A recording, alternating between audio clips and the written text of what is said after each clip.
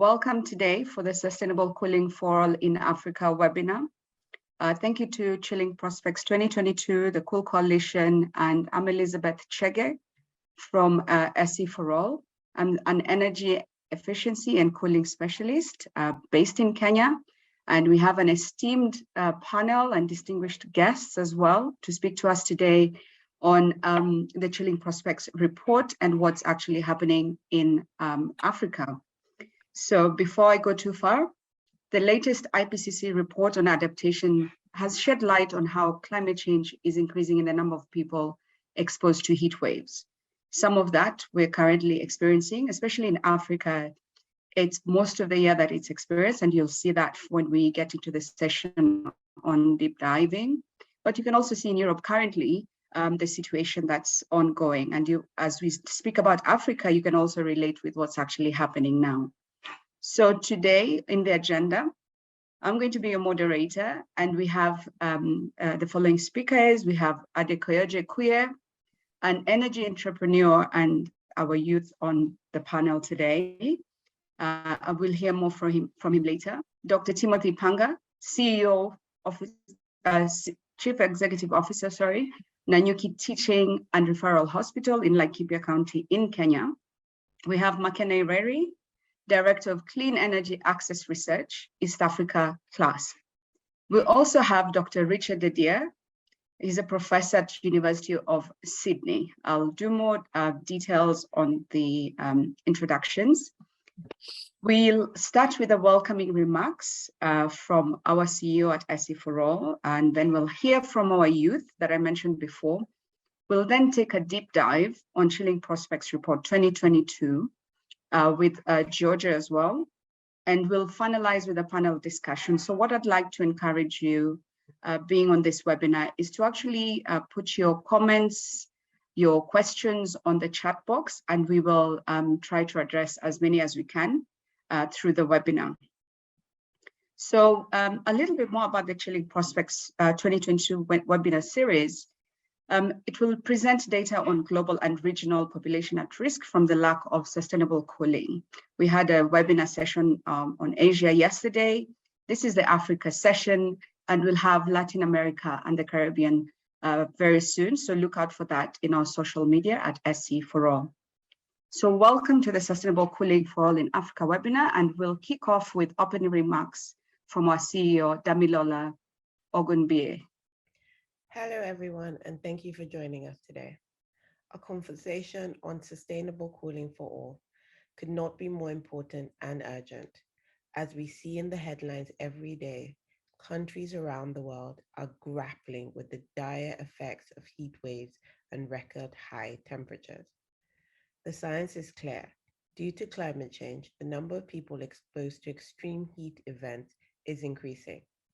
And people from low-income groups, those without access to adequate electricity, living in hot rural areas and in fast-growing cities are particularly vulnerable.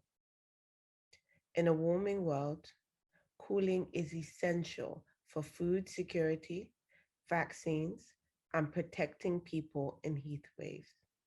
Yet, SE for All's latest Chilling Prospect report shows that in 2022, 1.2 billion people, nearly 1 in 7 people globally, are at risk because of the lack of essential cooling.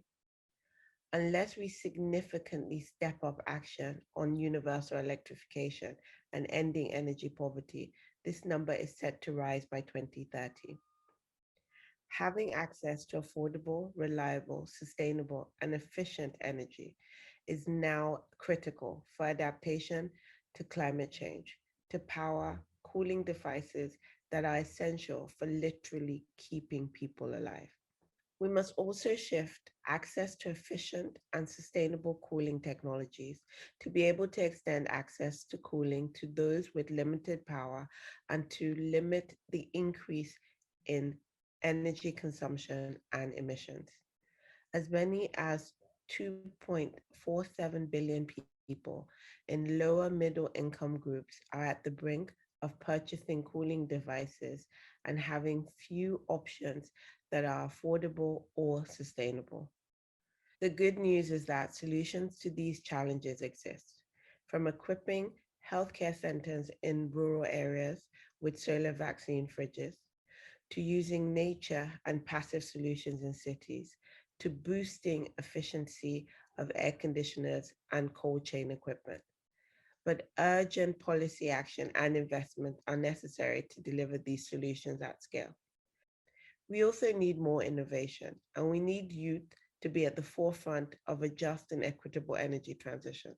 That's why we launched a challenge for youth-led sustainable cooling solution, which you will hear more about today. This is a crucial decade. As the planet warms, how cooling needs are met, how fast and with which solutions will be decisive for delivering clean energy transitions that are just and equitable. Sustainable Energy for All looks forward to continuing to work with you all to achieve Sustainable Development Goal 7 and ensure access to sustainable cooling for all. Thank you for listening. Thank you so much, Damilola, for those welcoming remarks that frame the rest of the webinar, where we'll hear from the distinguished speakers I mentioned before. As mentioned by Damilola, we must include the youth. And with that, it's my great honor to introduce Adekoyoje Kuye, who he'll have his video on shortly. He's an electrical engineer, entrepreneur, energy access advocate, and solar energy expert working in the renewable energy sector in Africa. He designs and develops sustainable energy systems for homes, businesses, and communities. He has strong expertise in solar energy applications, energy transition, energy efficiency, business development, and he was part of the winning team of SE for All's troubleshooting SDG 7 challenge in 2021. And now that I've mentioned the challenge, we also have a live challenge that we'd like to encourage all the youth to join. You can see that on the screen. So this is the cool challenge, and this is the challenge that we are actually calling for proposals. And we're calling all the youth-led sustainable cooling solutions that can help deliver cooling for all across the globe. So please see the contacts there and welcome on board. We can now have Adekoyoje live to answer some questions and share with us his experiences as our former winner. Congratulations once again.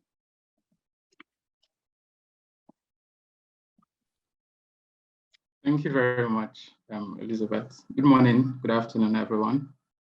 Can you hear me? Yes, we can. Thank you, quite clearly. So now that you're here, I'd really like to hear about the gaps and challenges you see in delivering sustainable cooling, especially on cold chains in Africa, as well as in the agri-food sector. Okay, thank you once again for having me on this webinar. I think for us to fully understand the gaps that exist in deploying sustainable cold chains or cooling solution in Africa, we need to understand from some fundamental problems that we're facing in the critical sectors of the economy. Just like you mentioned, in relations to food systems.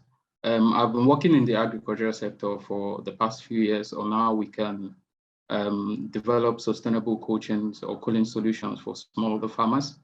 And I'm going to be talking more in that perspective regarding the gaps or challenges we're facing. If we look at the working population in sub-Saharan Africa, or the labor force, you see that agriculture employs more than 60% of the working population in sub-Saharan Africa. And these smallholder farmers produce about 80% of what we consume on the continent. And if we look at these numbers, you could be asking yourself that why is Africa still food insufficient? Why do we still have a lot of poverty on the continent? And this is because there is a huge infrastructural gap that that exists in the critical sectors of the economy, largely due to the lack of energy, lack of sustainable energy, and mostly at the first mile for smallholder farmers. And why do we have this gap? It's because Number one, the majority of farmers we have are located in rural communities that are largely underserved or totally unserved. This is why cold chains is almost non-existent at the first mile. You see that only 3% of harvested agricultural produce are refrigerated at the first mile, compared to 94% in Europe. So if you don't have a reliable power supply, you cannot really talk about delivering sustainable cooling solutions in the first place. And to summarize, I think we have the energy gap to bridge in the critical sectors of the economy. We need to create a nexus between the RE sector and the agricultural sector. We need to create a nexus between the RE sector and the health sector to reduce the high mortality rate and the vaccine losses that we are currently experiencing in the health sector. We also need to create the nexus between the RE sector and other critical sectors of the economy. Another challenge I think we have is that we have highly inefficient systems, especially when it comes to cold chains. The majority of cold chain solutions that we have today are highly inefficient and they consume a lot of power, which makes their cost of maintenance really expensive. So we need to modernize cold chains and systematically phase out the inefficient solutions. And this brings me to the third gap or challenge, which is finance, which I think is the most important challenge we're facing at the moment. Financing is a really big challenge because even if you look at conventional cold chains or cold storage solutions, they're not cheap. Not to talk about powering cold chains with clean energy. We say that the initial cost is usually high, but eventually, in the long run, you break even at some point, which makes it cheaper in the long run. So for farmers or for people, they usually cannot afford the upfront payment for sustainable solution. So someone needs to finance it, and we need to come up with sustainable business models to achieve this.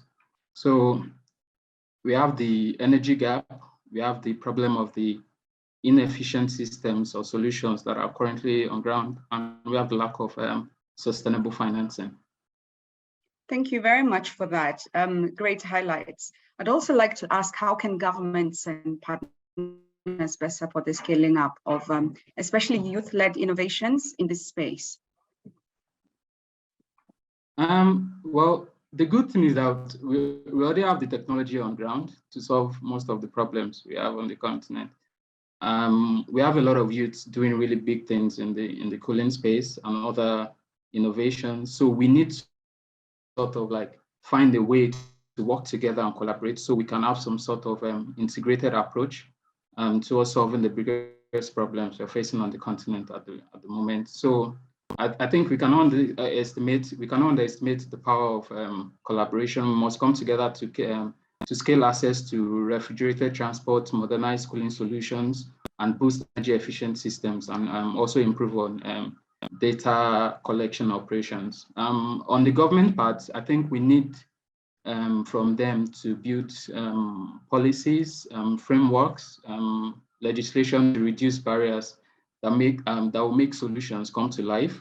I think government and every other stakeholder need to find a way to also enhance funding for research on cold chain advancement or modernization.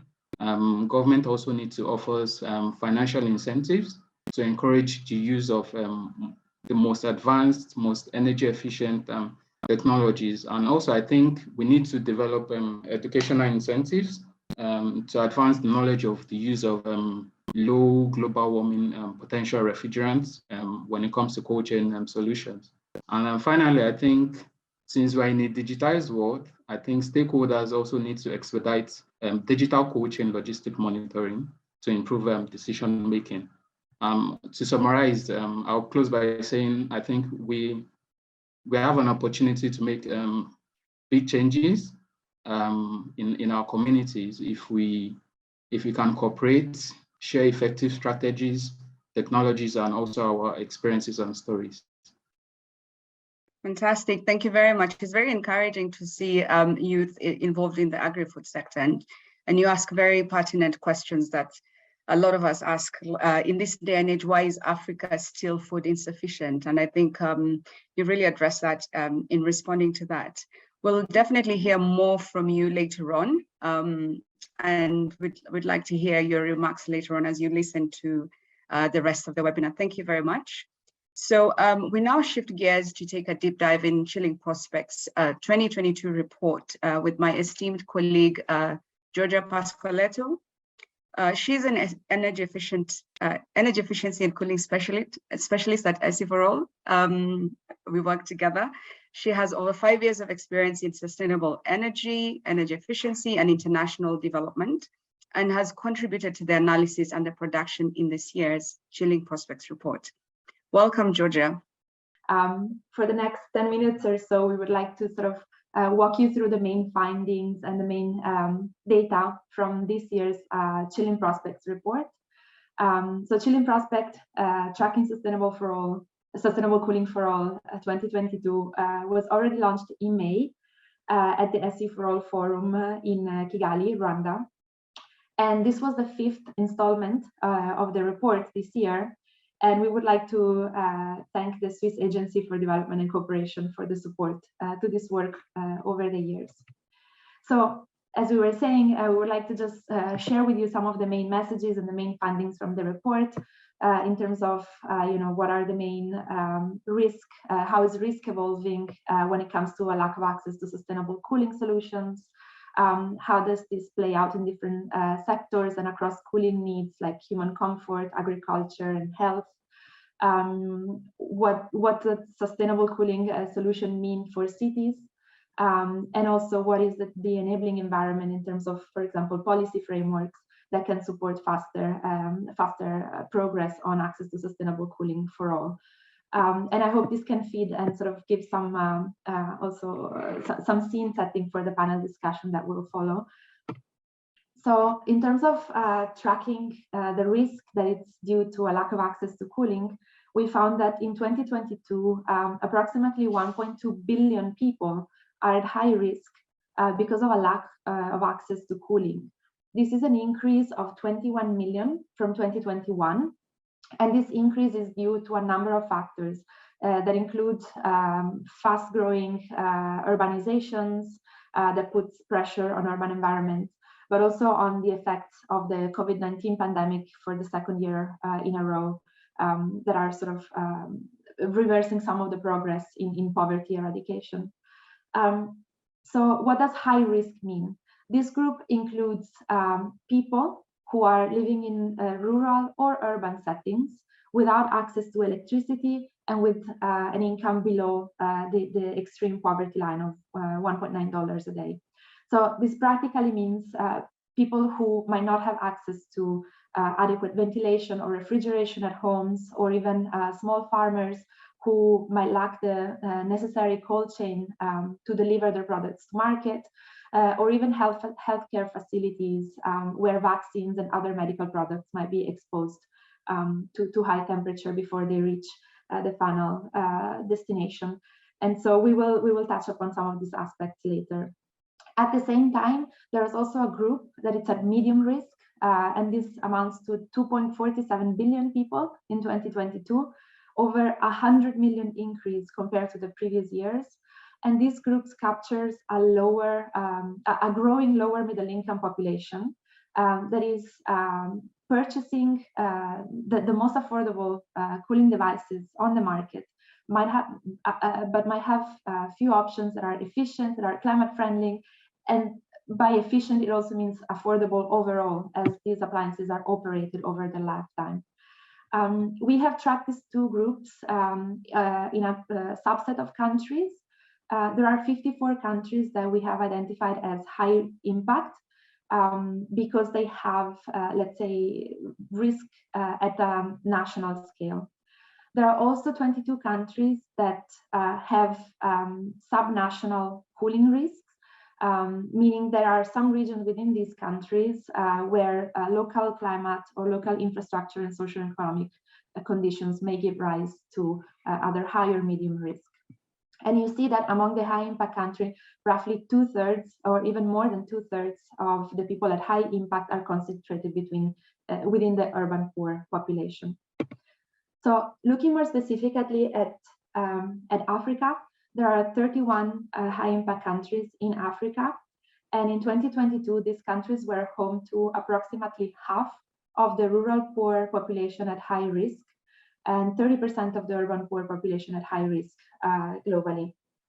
And so countries with the largest population at high risk include Nigeria and Angola in the case of cities, and in the case of rural areas, also Uganda, Mozambique, Malawi, and Niger, among other countries.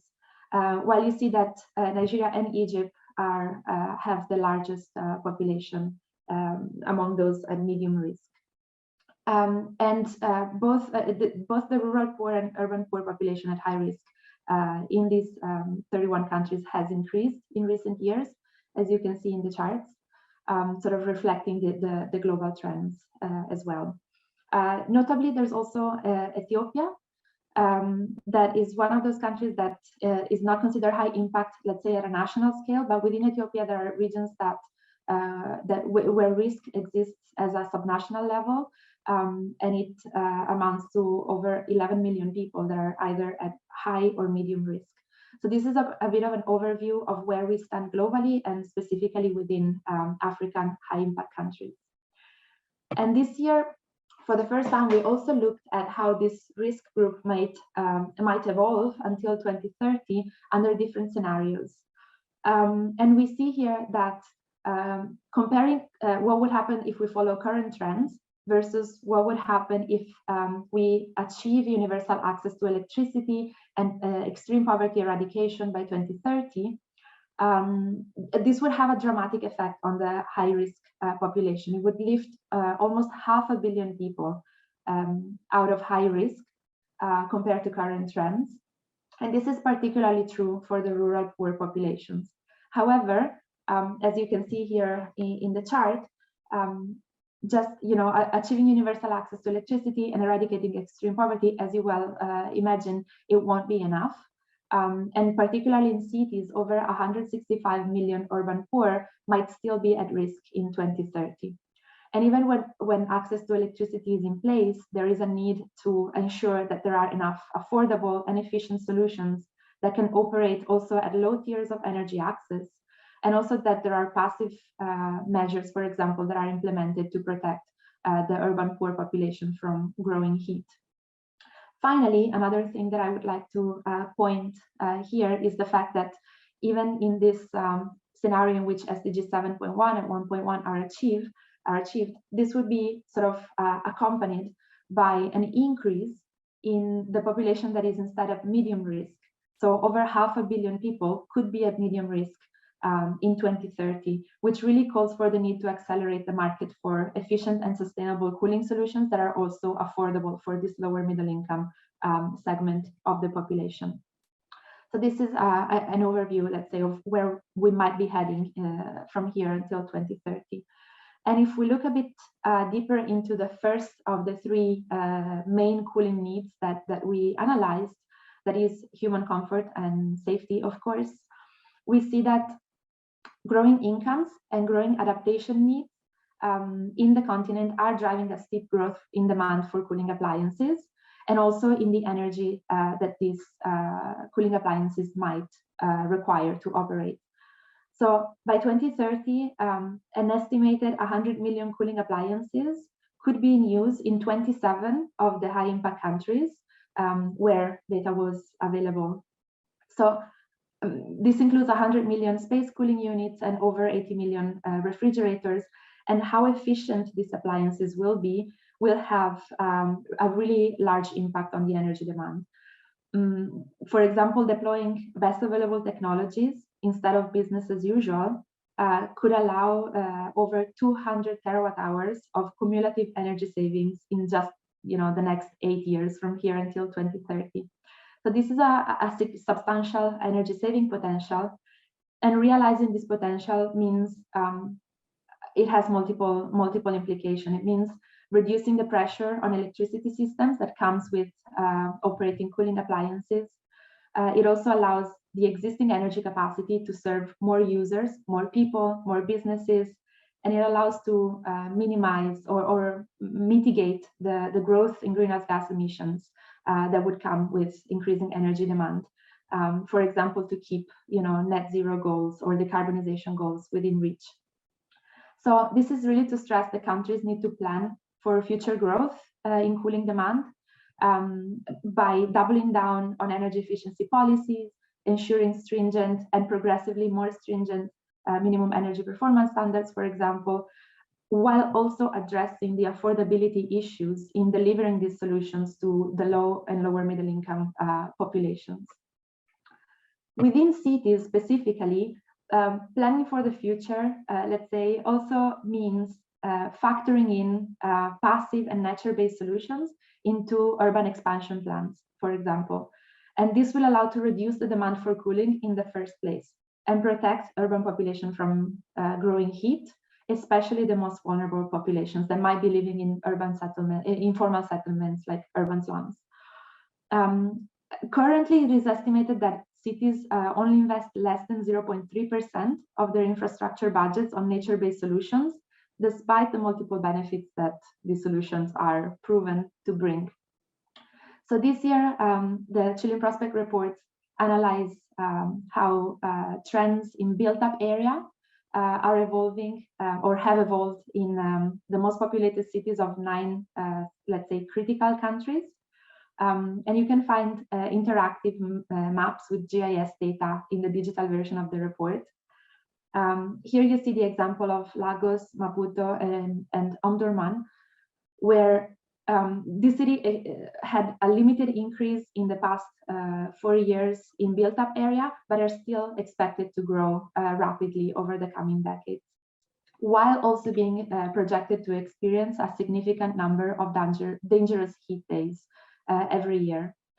So factoring in green spaces, natural heat sinks, and passive solutions will be really important to minimize the risk for example, a strong urban heat highland effect as cities build up more areas at the expenses of vegetation. And these solutions will be very important for protecting dwellers from the heat.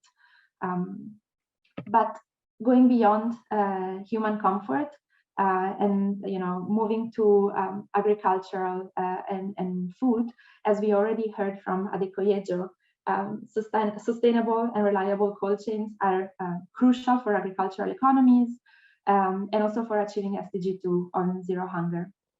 Currently, the lack of sustainable cold chains, it is estimated to lead to the loss of approximately 13% of global food production worldwide. And this is enough food to feed over 950 million people. And it also contributes to a loss in income of smallholder farmers of approximately 15%. So, and agricultural productivity in Africa has already been impacted by climate change more than other regions. And while global food loss, currently it's mostly concentrated in Asia by volume, but among African high-impact countries, Egypt, Nigeria, Algeria, and Morocco are among those countries that show the biggest food losses by volume, while food losses per capita are highest in the continent, in Cameroon and Angola. So this points to different gaps in the food supply. And what you see here in the map is also that food production in most of the countries that we analyzed in the continent are also, food production is also quite energy inefficient in terms of food produced per unit of energy consumption. And this really links back to what Adekoyejo was saying before in the need to improve efficient cold chains and also deliver clean energy technologies to reduce food losses and also boost agricultural productivity sustainably, especially for countries that have the lowest food supply. Finally, the third need that third cooling need that we looked into is health services, because cold chains are fundamental to guarantee the delivery of vaccines and medical supplies. and also to guarantee thermal comfort in care facilities. And in the countries that the Global Vaccine Alliance has assessed, as much as 90% of health facilities lack sufficient cold chains. And the WHO's effective vaccine management also confirmed similar gaps, and also found that over 50% of health facilities are lacking stable energy supply, electricity supply, which can really threaten the lifespan of equipment, and hence the affordability over the lifetime, and also the efficacy of care. And so in this sense, one example that we wanted to share with you is a current project where SE4All in Nigeria is working with the World Bank and the Schatz Energy Research Center and national partners to look at what are the costs, the climate and energy implications if climate-friendly and efficient cold chain solutions are introduced in health services in Nigeria under different scenarios. And overall, really looking at what are the long-term cost savings and climate benefits can come from super efficient and also solar-powered medical cold chains in healthcare facilities.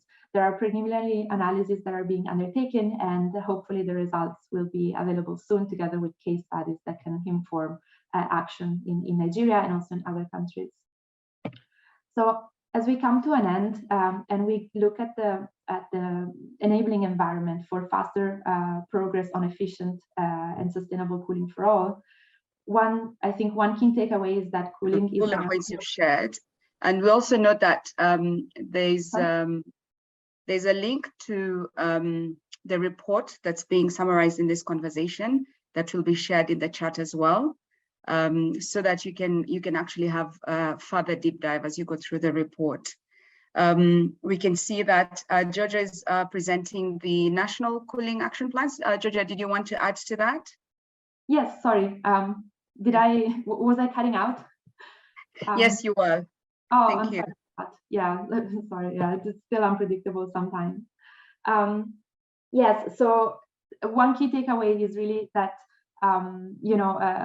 cooling is a really multidimensional issue with already several dimensions of sustainable cooling and different sectors that are for which cooling is essential.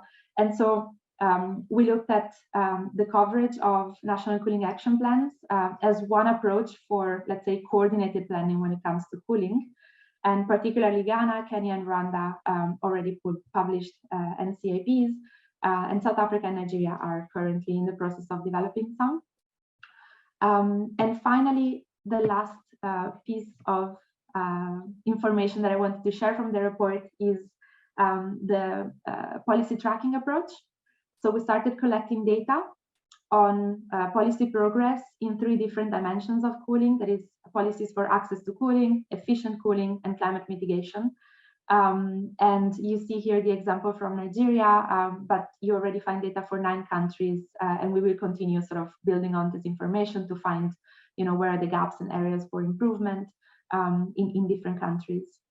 And so with this, I think I will hand it over back to you, Elizabeth. We have collected many also stories, success stories from many partners, and I'm sure we will hear a lot more in the panel discussion that's following. And for this, I thank you for the attention, and apologies if I was cutting out at some point.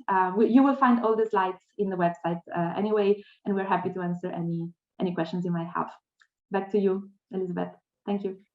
Thank you, Georgia. That was fantastic. And I think even with the map showing the national cooling action plans, you saw just the couple of dots across Africa. And definitely with what was mentioned earlier, there's opportunity to do a lot more, especially in this space. And for those joining the webinar, please feel free to ask us questions in the chat section.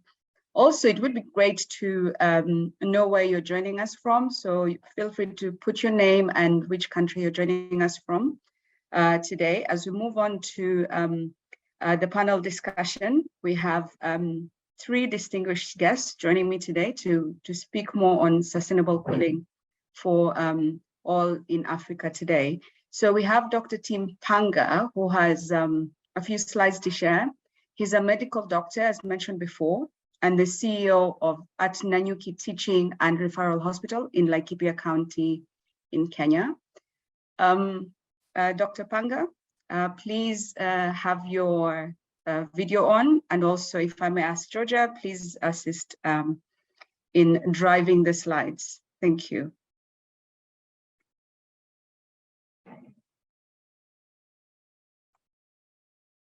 So after Dr. Panga joins in, we're going to speak to Makena Ireri, who leads Clean Energy Access Research at CLASP, primarily on the Efficiency for Access Coalition and its flagship program, Low Energy Inclusive Appliances Program. Her work fills the technical, market, consumer, and impact data gaps for a variety of off-grid appliance technologies like fridges, solar water pumps, agricultural processes, and cold chain technologies. And also we'll hear from Dr. Richard Dedier, who's the professor at University of Sydney, I mentioned earlier, where he also serves in various other roles. He has focused his research career on defining the needs of buildings occupants and assessing the performance of buildings in meeting those needs. He's currently the most highly cited living researcher in the domain of thermal comfort, and his adaptive model of thermal comfort has had tangible influence on the standards for design and operation of buildings that are in use. And we did have a link to one of the reference papers that was released and published by Dr. Dedier, and also referenced in this Chilling Prospects report. We might share that link once again. So Dr. Panga, if we can have your slides ready. Thank you. All for inviting me to be part of this webinar today. I'm going to give a perspective from Kenya in Laikipia County. And Laikipia County, if you can see from the next slide, Laikipia County is right in the middle of Kenya. Just further than that, yes, so that I go straight to the point. Yes, Laikipia County is right in the middle of Kenya. So in terms of access to universal electricity, you can see that we are likely not to be, we're not too far from Nairobi and many other more developed parts of Kenya. So I could say we average the more far-flung areas in Kenya where the situations could be more dire. But I'll also say we're not the best also. So I think it's quite representative of Kenya's situation, the average in Kenya. Laikipia County being one of the 47 counties, sits right at the equator just west of Mount Kenya. And I'm sure Elizabeth will agree with me, it has the best views of the mountain. This mountain has 6-7 counties, meeting borders of 7 counties, meeting at its apex, and I think we've got the best view. It's about 2% of the size of Kenya, with just over 1% of the population of the country, showing that there are more densely populated counties in the country. From the report for this year, the access to electricity is 70%, and of course that is at the universal count level. We've got some report I picked from Kenya Open Data of 2017, showing that locally in Laikipia, only 18,222 households. Our household size in Laikipia is about 4 persons. So that gives you about maybe 70, 80,000 people of the 500,000 population. It's much lower than national average.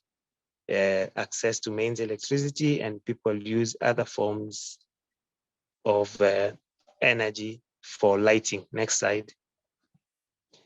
Now sitting right into where really my background, as Elizabeth said earlier, is in health, and like county government of Laikipia, Kenya has 47 counties, as I said earlier, and maybe you can say counties are subnational governments with significant autonomy.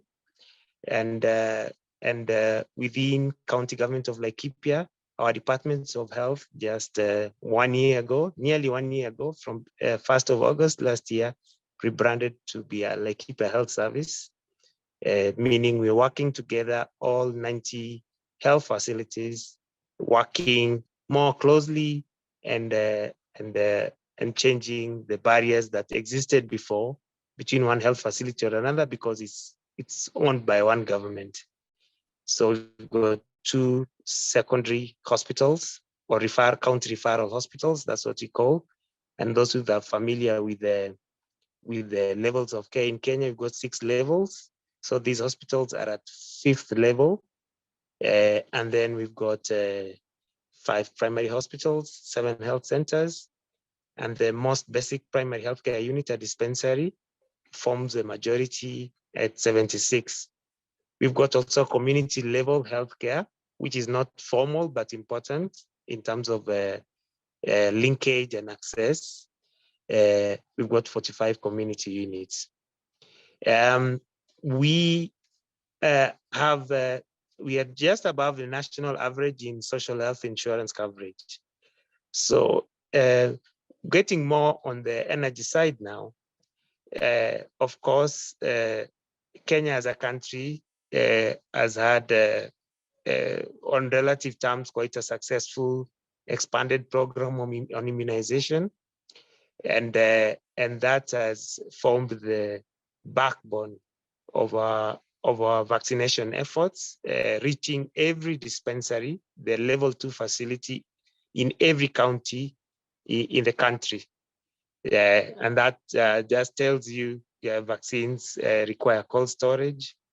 And when COVID-19 came in, it was even a bigger strain on our system. First of all, on one side, having an expanded program on immunization enabled us to have it easy to keep vaccines at refrigeration temperatures. But of course, there have been challenges at levels below national level for freezing temperatures that carried with some of these vaccines.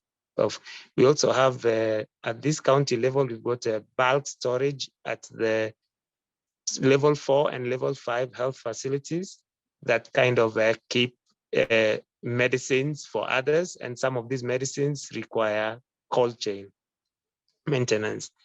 We've got the hospital where I run is a regional satellite for the Kenya National Blood Transfusion Service. And the other hospital, which operates at our level, also has a blood bank. And these 2 health facilities help the other 88 access blood. Of course, there's at least 1 refrigeration point, 2 mortuaries that have cold storage, and other elements that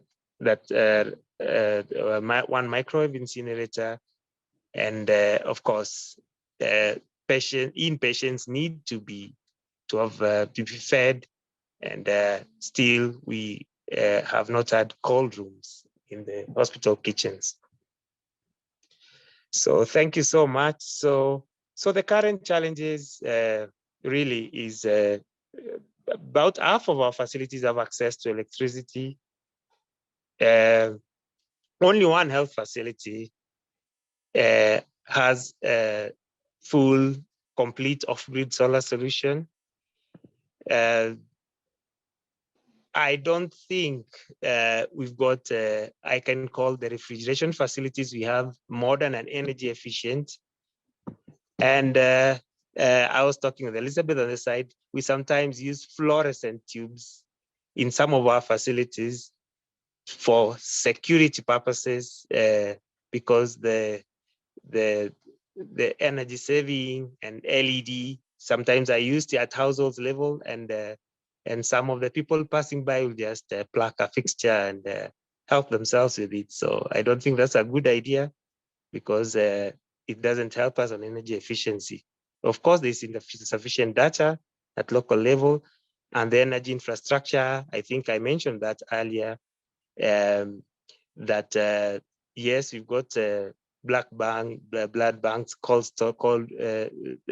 some form of cold storage, but we don't really have many, assurance of supply chain. Next. I picked this from one of your reports, and we agree completely that the top priority is refrigeration in any kind of request thinking for medical equipment. So we totally agree, and from that report, refrigeration needs in all hospitals in all parts of the world seem to be the same. Thank you. Next. So finally, the opportunities at our level is, of course, at the patient care level, every individual patients require their medicines kept cold, both at the hospital and at home. They need a comfortable environment for, and of course, as you may not be, it might not be, you might not be aware, but there is a curative element of cooling when you've got heat cramps, you've got heat strokes that coming from these abnormal high temperatures. Then we need to use cooling as a treatment.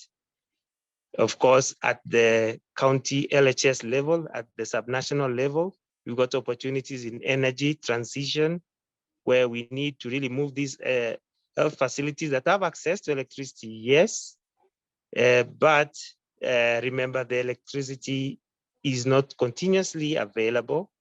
So we always need some backup solutions, and I think we need to move to renewable energy as backup to grid electricity.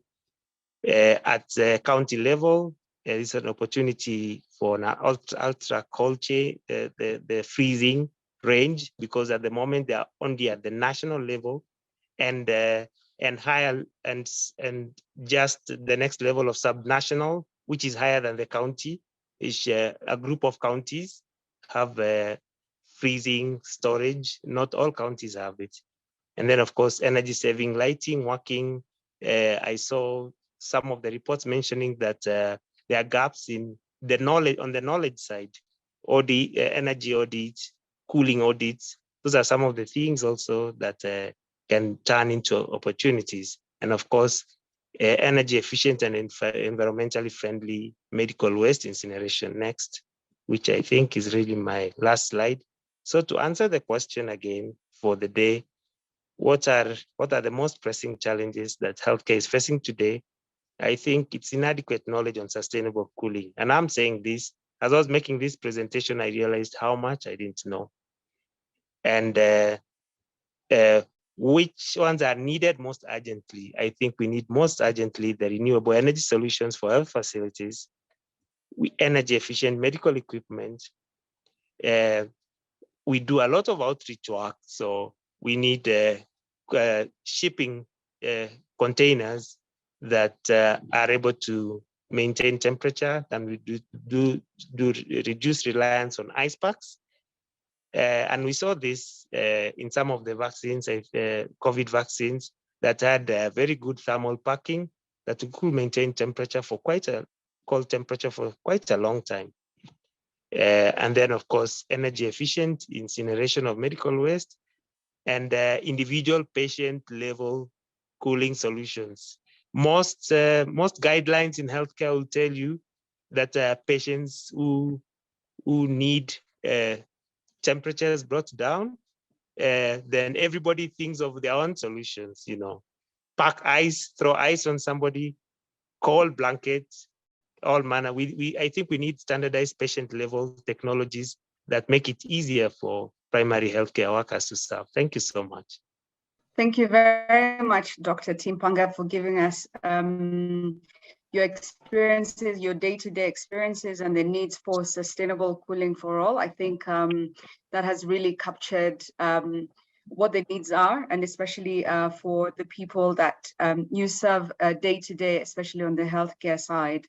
I'd like to take the opportunity to invite the two panelists, McHenry and Professor Richard Didier, to turn their videos on. If I start with McKenna being on the side of appliances, with growing demand for cooling and persisting access gaps, what is the importance of energy efficient appliances to ensure access to cooling for all those who need it? Thanks so much, Elizabeth. I mean, you put it rightly. The need is growing and the window for action is closing really fast on us. And so we need high impact, we need affordable cooling services in order to make the most difference quickly. And in rural locations, the way that any of these services are going to be delivered is most likely through decentralized energy. It's probably the cheapest mechanism. And to maximize that energy, your appliance has to be efficient, or whatever equipment you're putting together with that energy source has to be efficient. And it's one of the best and fastest way to maximize that energy supply. And not only does it, maximize energy supply, we had Georgia talk about what that does to the grid and how it reduces the energy burdens for countries, but it also reduces the cost burden for individual households, individual institutions. I mean, we did one modeling study where we modeled a solar refrigerator that is really efficient and a conventional one. And we realized you can have an 8x reduction in the solar energy system that you need to power the more efficient refrigerator. And as I see it, for example, now in Dakar, we switch on the ACs and switch them off intermittently to kind of control our power usage.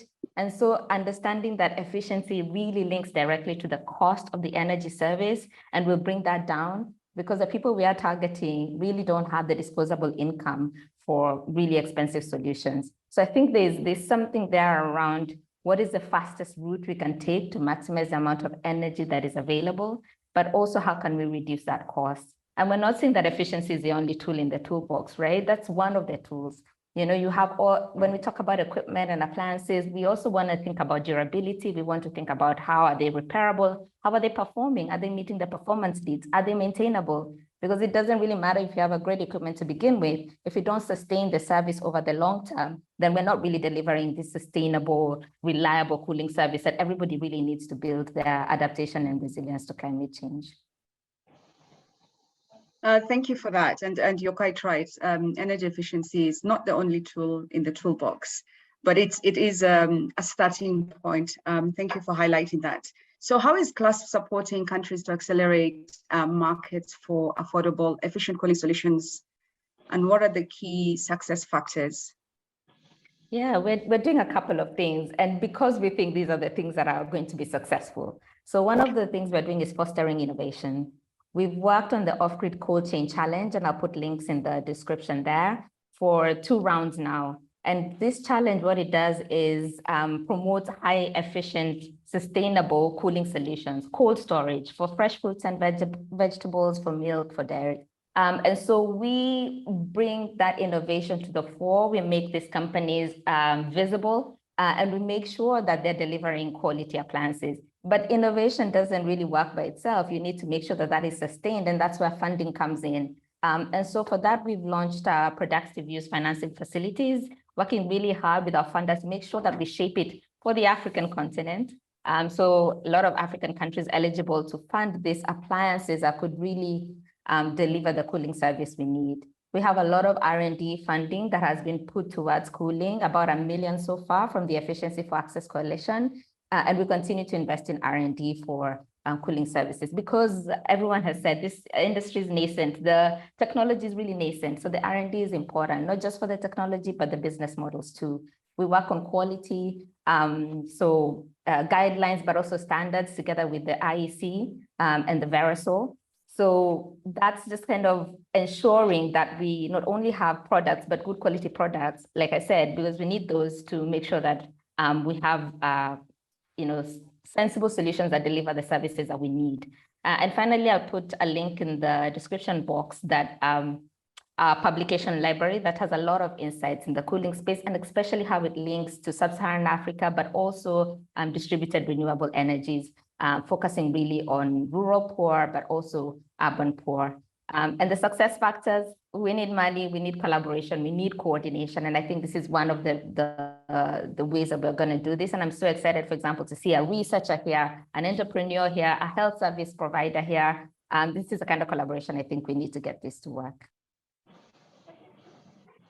Thank you very much for that. And actually, you can also see in the chats, the attendees are actually chatting to each other, exchanging contacts as well. So we very much needed this platform for people to connect on the basis of sustainable cooling. And you did mention the finance element that came up earlier as a need.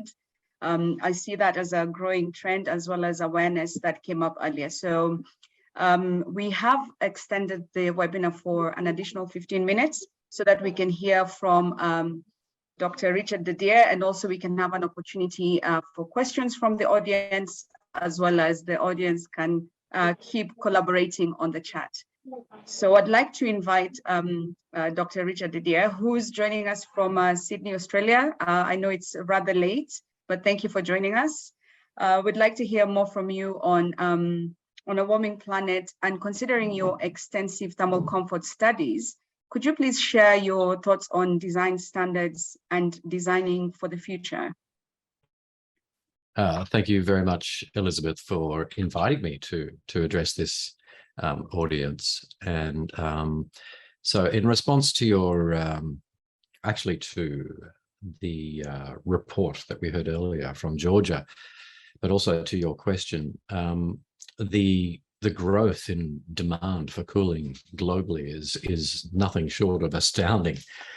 Here's a statistic that shocked me when I came across it in an International Energy Agency report 2 years ago.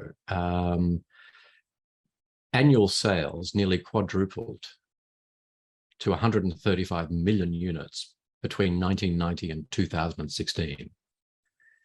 There are now 1.6 billion air conditioning units in use globally, half of which are in China and the United States. So air conditioning is the fastest growing use of energy in buildings. And so this is where I've focused my career. I'm working in an architecture school here at the University of Sydney. And I guess my main contribution across my career has been really to drill down onto what we mean by comfort, because that's what it's all about. It's about the occupant's comfort. It's not about a temperature in a space, and it's not about kilowatts of cooling capacity and what have you. It's about comfort. So one of the probably the core problem that has led to us focusing our built environments, or making our built environments so heavily dependent on air conditioning, is that we've actually we've poorly defined what thermal comfort means. We think of it, unfortunately, very simply as a temperature in a space. But really, cooling is about removing heat from the body. And the temperature of the air is only one element of a built environment that relates to how efficiently we can dissipate heat from our body. The other, probably the most important mechanism, apart from cooling, that's relevant to this discussion of comfort is air movement. And unfortunately, for the last, well, actually since the invention of air conditioning, I can say that air movement has been largely overlooked, completely forgotten in some engineering sort of practices. And but you can substitute cooling, you can substitute air movement for cooling. And the importance of this simple concept is that it costs very small amount of energy to move air. It costs a lot of energy to chill air. So in response, specific response to your question about design standards, I'd emphasize that we're really about comfort and removing heat from the occupants of buildings, by the most energy effective or energy efficient means possible. And brute force air conditioning is not necessarily the only way to do that. So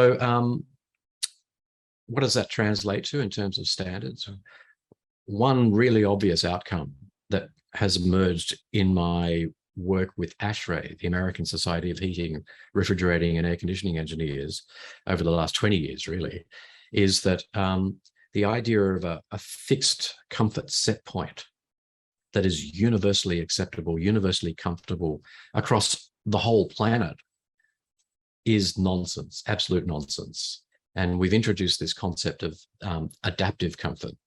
And the core principle of adaptive comfort is that the design set point for air conditioning in a hot country should be warmer, and the design set point for a building in a colder country should be cooler.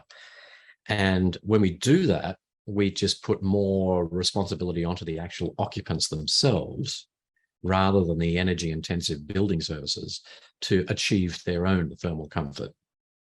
Which brings me to the second kind of general principle of, let's say, developments in a more sustainable approach to thermal comfort, and that is personal comfort systems. Up until now, for the last 100 years, actually, in the air conditioning industry, the focus has been on conditioning space. But really, that's not the point. The point is the people, the occupants. And so we're now talking in terms of heating and cooling appliances that deliver coolth directly to the occupant. So localized comfort systems. And these come in so many varieties that I haven't got time today to go through them, but the obvious one again is air movement. We can remove a lot of energy demand from a building simply by supplying localized air movement to the occupants. A third design standard or design approach that I'd like to just mention here is that the dependence on air conditioning is kind of intertwined with the way architecture has evolved over the last 100 years. And that is, we kind of now assume that a modern office building, for example, is going to be air conditioned. And we design the building, and particularly the facade around that starting point.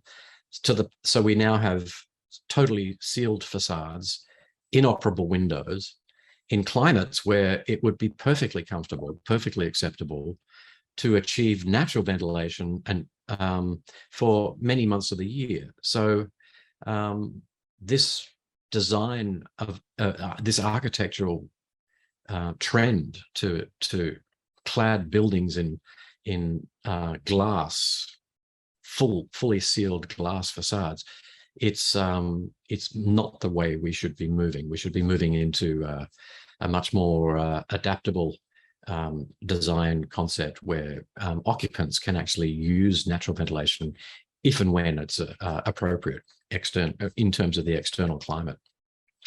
So I hope that answers your question in a roundabout kind of way. No, fantastic. I think, yes, from the comments I can see it definitely answers the question, and it's quite pertinent for the region as well, Africa, where we have that great opportunity for passive design. And one of my colleagues in the Asia session yesterday mentioned that maybe people are not taking up passive design because of the word passive. It's quite passive. Maybe we should find a word that actually gets people to consider the climate as they design. So on to the last question.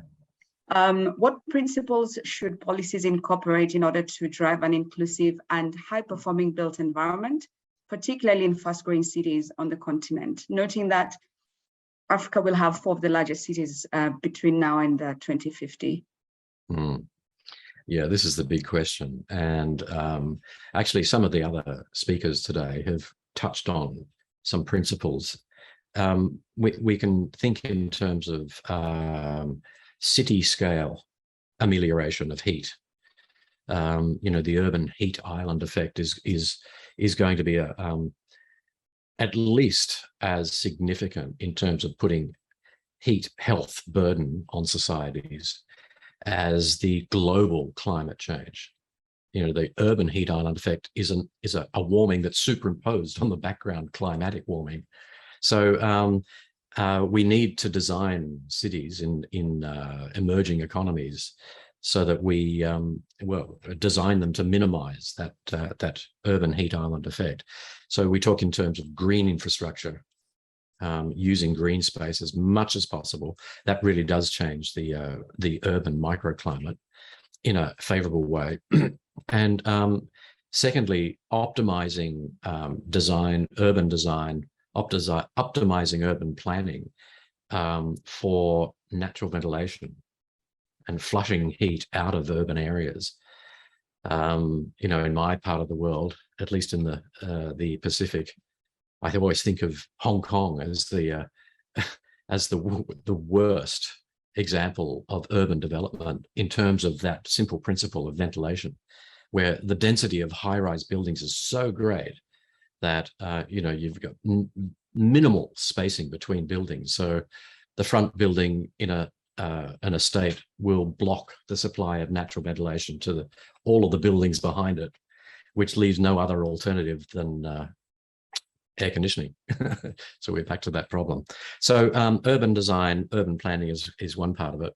At the building scale, minimizing heat ingress into the building, and that involves using appropriate materials. It involves using the appropriately colored materials. Using light colored materials for roofing rather than dark can have a huge effect on solar loads on the building's heat balance.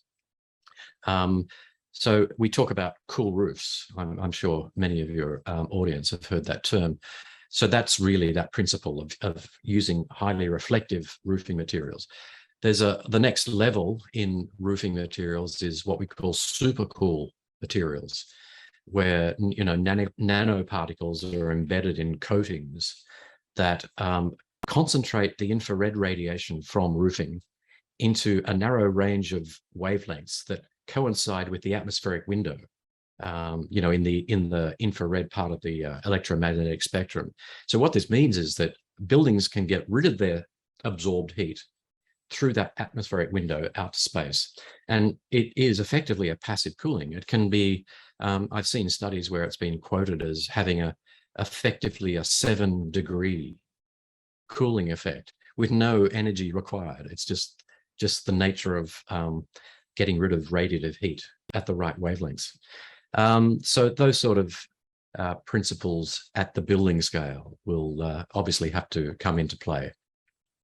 And then, but really sitting on top of all of these suggestions, and there's a lot more in that manuscript, in that paper that I referred to earlier that this presentation is based on, sitting above all of that is government and government leadership in setting targets for the building sector, rather than relying on voluntary, you know, organizations like the Green Buildings Council, which had played a phenomenally important role. It's absolutely essential now for governments to step in and set targets, set minimum performance targets for buildings. So I think that's where we're going. Thank you. I'll leave it at that. Thank you. And I think with the reference to the publication and the principles you've shared as well, we've definitely given some answers to the This Is Cool challenge that we're encouraging the youth to be part of. So we look forward to seeing more innovations included. I'll take about just 2 minutes to have closing remarks, and I'd like to invite all the panelists to have their videos on, as well as our youth. Koye, you said I can call you that in short. So if I may start with McKenna, since I can see your video first. Just one parting shot, and then we can move to Dr. Didier, we can move to Dr. Tim and finalize with our youth. Thank you. Thank you. I think for me, the parting shot is those at biggest risk are the most vulnerable and the ones with the least resources. And so we need to think really carefully and plan really well to be able to not leave them behind and not solve the solutions just for those that can afford them or just for those who are like within proximity, right, of an energy source. And that does start with access to energy. It then goes into efficient appliances. It then goes into design and government will and all the solutions that have been proposed by the other panelists. Just a reminder, really a call to action to make sure we don't leave those behind that need it the most. Thank you very much. Dr. Timpanga, if we can have your closing remark. I think I'm convinced that we cannot deliver SDG 3, which is my domain, good health and well-being, without sustainable cold chains, comfort cooling, and therapeutic cooling. And this is the forum where that will build up. Thank you. Thank you very much. Dr. Richard Adair, please.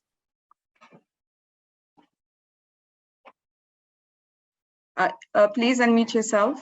At least I got the chance to say that once in this webinar.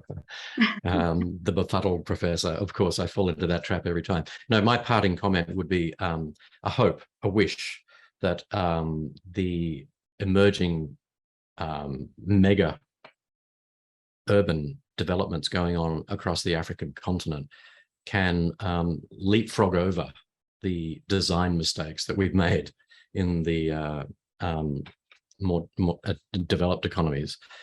Don't mimic Dubai, please. Look beyond Dubai, look beyond Singapore, and find a more sustainable approach to comfort conditioning. Fantastic. Thank you very much. Opportunity to leapfrog there. And we'll have the last remark from Adekoya, please, especially with what you've heard from the panelists. Thank you, Elizabeth.